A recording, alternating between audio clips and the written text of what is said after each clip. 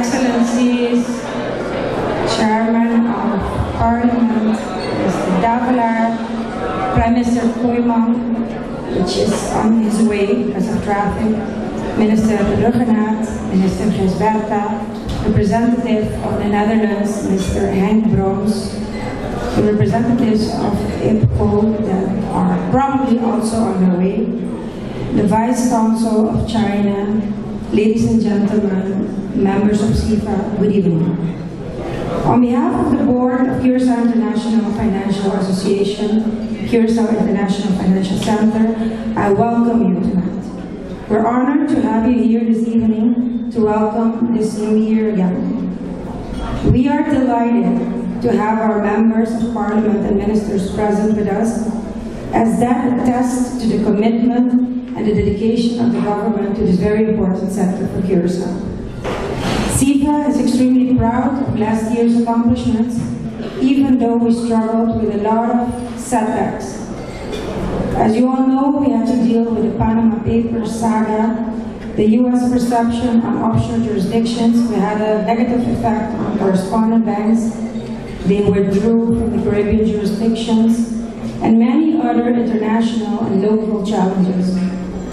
Having said that, I would like to focus tonight, as the eternal optimist that I am, on the opportunities and not the problems or issues. We worked more together as a sector than ever, whether we liked it or not, and worked very hard to assist the government where needed so they would expedite their work for us and on our behalf. For that, we would like to thank our members of the government and all stakeholders that cooperated. I would like to give special thanks to two ministers that worked very close through CIFC with us as well. Minister Ruggenaat, please come forward. He is somewhere, Minister. Yes. Thanks for all your efforts, patience, for being an active participant in our quest to promote Curaçao jurisdiction. Always. Thank you.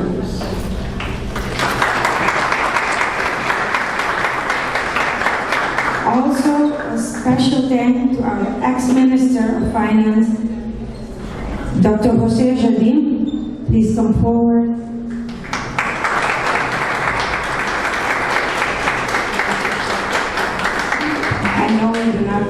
Spotlight.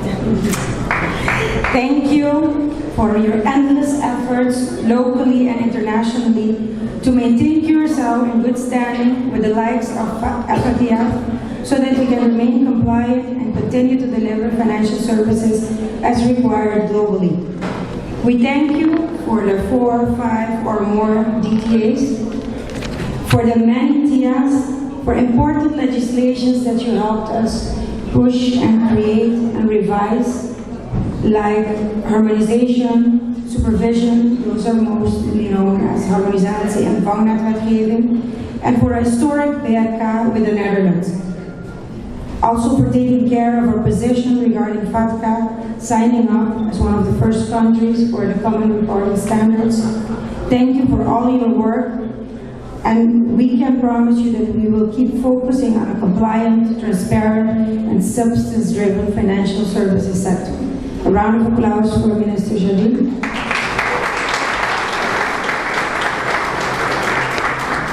As an addition, this year, CIFA also added a social responsibility chapter to its strategic plan. The private sector wants to contribute more and get more involved with the community of Curaçao. We want to give back more. As part of that program, we added sports and an education program. And as you can see, last year CIFA organized its first political debate as well, with the help of our members. We are very proud for that debate. And it was a gift to the community of Curaçao to make an informed decision. It went well, and due to our objectivity and adherence to international rules, Curaçao got admitted to the official list of the NDA debating countries. This not only helps us show the world that we believe in the democratic process, but also helps in a positive way to promote Curaçao. We also joined Mr. Takay Duran, who's here present, Director of FDDK, to promote inspirational talks to our members locally with athletes like Giuliani Martina, Iman Bonifacia, Tanas Agar, and Hansen.